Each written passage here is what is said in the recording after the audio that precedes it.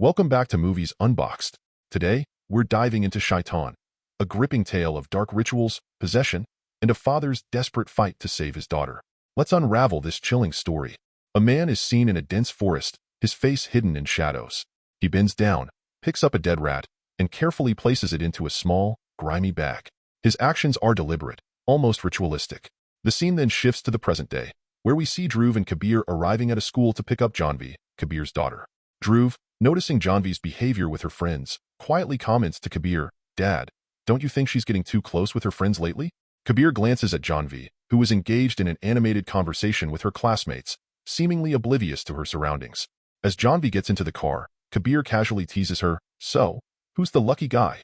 The one you were hugging back there, or the one on the bike who waved you goodbye?"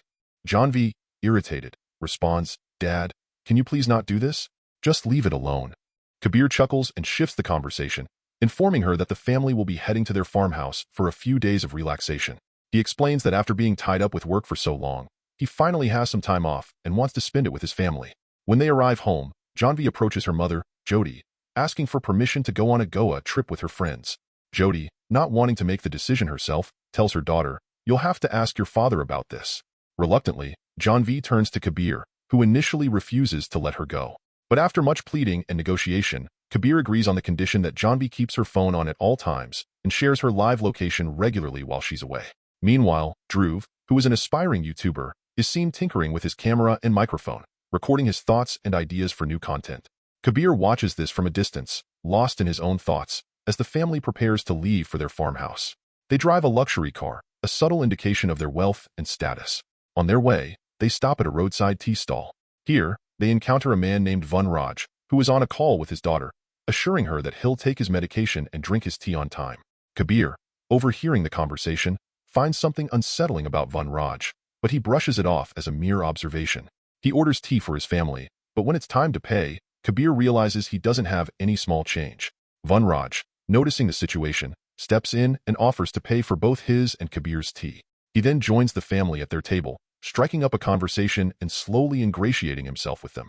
Vanraj's demeanor is friendly, almost too friendly, but Kabir dismisses any lingering doubts. As they talk, Vanraj discreetly offers Janvi a small sweet, which she eats without hesitation. The moment she does, her demeanor changes subtly. She becomes quiet, almost docile. Vanraj has hypnotized her, bringing her under his control with just a single bite. He begins to issue subtle commands, instructing her to smile, to obey her father, and to not argue. Janvi complies without question, her usual spark dulled. Kabir and Jyoti, oblivious to what has just transpired, continue on their journey, unaware of the growing danger. As they drive, Vanraj approaches Janvi again, this time handing her a packet of biscuits. He instructs her to eat them just before they reach their farmhouse. Janvi nods in agreement, her mind clouded by Vanraj's influence. When they finally arrive, Janvi consumes the biscuits, leaving the empty packet in the car. The family enters the farmhouse, excited to unwind and enjoy their time together. They settle in, with some family members heading straight for the pool. The atmosphere is relaxed, the worries of their daily lives temporarily forgotten. But this peaceful interlude is short-lived. Vanraj, who had been following them, arrives at the farmhouse, claiming that his phone's battery has died and he needs to charge it. Jyoti, already growing suspicious of his presence, is visibly uncomfortable but doesn't voice her concerns. Kabir, however, sees nothing wrong with helping a stranger and agrees to let Vanraj inside. As the phone charges, Vanraj continues to manipulate Janvi, deepening her hypnotic state. He whispers to her, instructing her to declare that the farmhouse no longer belongs to her family, but to him instead. He tells her to say that she will obey his every command from now on. Just as Janvi is about to utter these words, Dhruv bursts into the room, complaining of boredom and begging her to play with him. The sudden interruption angers Vanraj, but he quickly regains his composure. He instructs Janvi to play with Dhruv until he is too tired to ask for her attention again. Enjoying the story? Don't forget to hit the subscribe button and join the Movies Unboxed family. Under Vanraj's control, Janvi takes Dhruv outside to a swing and begins to push him harder and harder until Dhruv becomes terrified.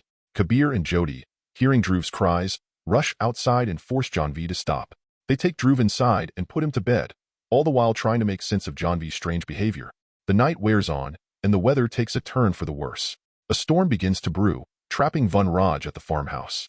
The family, now growing increasingly uneasy, starts to sense that something is terribly wrong. But by the time they realize the true danger they are in, it may already be too late.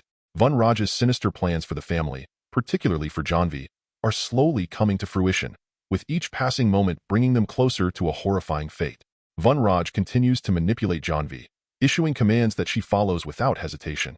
This strange behavior alarms Kabir, who confronts Raj and attempts to throw him out of the house. But before Kabir can act, Raj calmly orders Janvi to laugh loudly, and she does so, her laughter echoing through the house.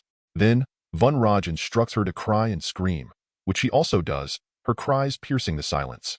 It is at this moment that Kabir realizes Raj has completely hypnotized his daughter. Desperate and shaken, Kabir falls to his knees before Raj, pleading, "What do you want from us? What did we ever do to you? Please, just leave us alone." Raj, with a cold smile, responds, "Fine. Just tell your daughter that you both have given her to me, that from now on, she will obey only me, and that she belongs to me now." Kabir and Jyoti, horrified by the request, refuse to say the words. Raj's smile fades into anger, and he begins to force Janvi to perform increasingly bizarre and humiliating tasks. Raj orders Janvi to eat tea leaves straight from the container, slap herself repeatedly, and even strike Kabir. Helpless, Kabir and Jyoti watch as their daughter obeys every twisted command, unable to break free from Raj's control. Meanwhile, Janvi, in a rare moment of clarity, remembers her phone, which she had hidden in a container of rice after it fell into water. She sneaks into the kitchen, retrieves the phone, and manages to call the police, hoping for rescue. When the police arrive at the farmhouse, they find everything seemingly normal. Kabir and Jyoti, fearing for their lives, especially Janvi's, lie to the officers, explaining that their son Dhruv accidentally dialed the police while playing with the phone. They assure the officers that there is no problem, just loud music and a bit of family fun. The police, seeing nothing out of the ordinary, leave, unaware of the horror that lies within the house. The reason Kabir and Jyoti were forced to lie becomes clear.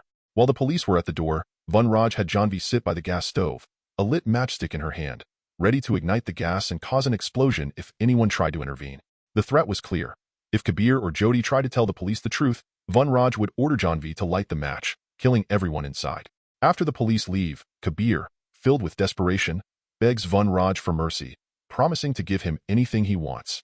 Raj's response is chilling. "Give me all the money, gold, phones, and jewelry in the house. Everything." Kabir, seeing no other option, goes through the house, gathering all the valuables he can find. He brings everything to Raj, hoping this will end the nightmare. But Raj has no intention of letting them off so easily. He takes the money, the jewelry, and everything else Kabir has brought, and sets it all on fire. The flames consume the valuables as Raj watches, unmoved. He turns to Kabir and says, "You still don't understand. I am not here for your money. I am here for something far more valuable. I am a dark sorcerer, a tantric. I need your daughter for a ritual that will give me control over this world. You have no choice left. Give your daughter to me, or suffer the consequences." Kabir and Jyoti, defeated and terrified, have no choice but to endure Raj's torment. Raj forces Janvi to dance until she collapses from exhaustion, her feet bruised and bleeding. Her parents can do nothing but watch, their hearts breaking as their daughter is reduced to a puppet, controlled by this madman. The psychological torture is too much for them to bear. They retreat to their room, overwhelmed with helplessness and sorrow. Meanwhile, Raj orders Janvi to kill anyone who comes near him. He hands her a knife, and she sits, waiting for her next victim. Kabir, unable to stand by any longer, decides to confront Raj, hoping to save his daughter. He approaches Janvi, trying to calm her down, but she is under Raj's spell, unable to resist his commands. As Kabir draws near, Janvi struggles internally, wanting to warn her father to stay away, but the control is too strong. In her fear and confusion, she wets herself, a sign of the utter loss of her autonomy. Kabir, seeing this, rushes to Jyoti, telling her what has happened. Jyoti, filled with rage, storms downstairs, demanding Raj stop his cruel games. She pleads with him to at least let Janvi rest, to let her drink some water, but Raj coldly refuses. Instead, he orders Janvi to attack anyone who tries to help her. Desperate, Jyoti attempts to reason with him, but Raj's only response is to push her further into despair. As the night wears on, Kabir and Jyoti's resistance begins to crumble. Kabir tries to come up with a plan, but Raj is always one step ahead. Janvi, now fully under Raj's control, has become a threat to everyone in the house, including her younger brother Dhruv. Raj, in his final act of cruelty, orders Janvi to kill Dhruv. This is the breaking point for Kabir and Jyoti. Determined to save their children, they both launch a desperate attack on Raj, hoping to overpower him and break his control over Janvi. Raj, however, is not easily defeated. He fights back, using his dark powers to keep them at bay. In the chaos, Janvi, still holding the knife, is caught between her parents and Van Raj, unable to break free from the sorcerer's hold. The fight reaches its climax as Van Raj, seeing that he might lose control, orders Janvi to finish the job and kill Dhruv. Janvi, trapped in her own mind, moves towards her brother, knife in hand, ready to obey. Kabir and Jyoti, in their final act of defiance, throw themselves between their children and Van Raj, willing to do anything to protect them. Van Raj, realizing that his control over Janvi is slipping, decides to make one last demand. He tells Kabir and Jyoti that the only way to save their children is to surrender completely, to accept that Janvi is no longer theirs, but his. As the tension in the room mounts, the family is pushed to their limits, teetering on the edge of destruction. As Janvi reached Dhruv, she pushed him off the roof. Kabir, who had been rushing to save his son, arrived just moments too late. Dhruv's head hit the ground, and the impact caused a fatal injury. Both parents were left to mourn their son's lifeless body. In the midst of their grief, Van Raj coldly remarked that one child was already dead, and it wouldn't be long before the other met the same fate. He suggested that the only way to prevent this was for them to offer their daughter to him willingly so that he could continue his work. Van Raj hinted that Dhruv might still be alive, giving the grieving parents a sliver of hope that they could save their son if they acted quickly. Reluctantly, Kabir and Jyoti agreed to surrender their daughter to Van Raj, but Kabir was not ready to give up. He told Jyoti to take Dhruv to the hospital and attempted to chase Van Raj, who had already made his way deep into the forest. Van Raj, now in the forest, had gathered Janvi along with 107 other young girls who had been under his control. Some were swinging lifelessly on a swing, others were performing strange tasks, while a few were behaving like mad women. Van Raj announced that the time had come for the final ritual. Tonight would be the last night before he revealed his true form, the demon within him. The ritual involved the sacrifice of 108 dolls, each representing one of the girls. He had made 107 black dolls and one red doll, which was the last to be sacrificed. His plan was to complete this ritual so that he could control anyone just by looking at them. No more would he need to feed them anything or wait for the magic to take hold. With a single glance, he could command people to give him their wealth, take lives, or do whatever he pleased. He would become the most powerful being, a demon with the ability to dominate the world. As Van Raj began the ritual, throwing each doll into the fire one by one, Kabir observed from a distance, realizing the horror of Van Raj's plan. As Van Raj reached for the final red doll, Kabir attacked him. A fierce struggle ensued, and eventually, Kabir managed to cut out Van Raj's tongue. But the girls under Van Raj's control were still under his grasp. Kabir had anticipated this moment. He had recorded Van Raj's earlier commands using a gadget that Dhruv used to play with, and now he played the recording aloud. The recording contained Van Raj's words, ordering the girls to be free and happy forever. The girls, upon hearing this, regained their senses and were liberated from Van Raj's curse. Janvi was among them, and Kabir finally reunited with his daughter. The scene shifted to the next day.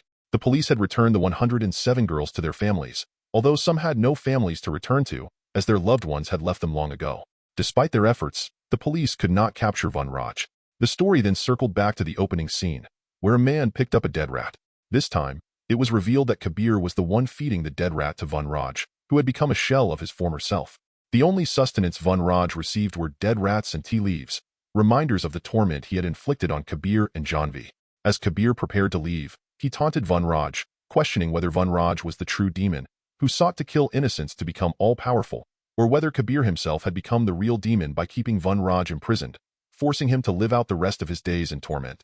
Without waiting for an answer, Kabir locked the door and walked away, leaving Van Raj to suffer the consequences of his actions in solitude. That was Shaitaan, a story of fear and sacrifice. If you enjoyed this recap, like, comment, and subscribe to Movies Unboxed for more intense movie breakdowns. Until next time, stay vigilant.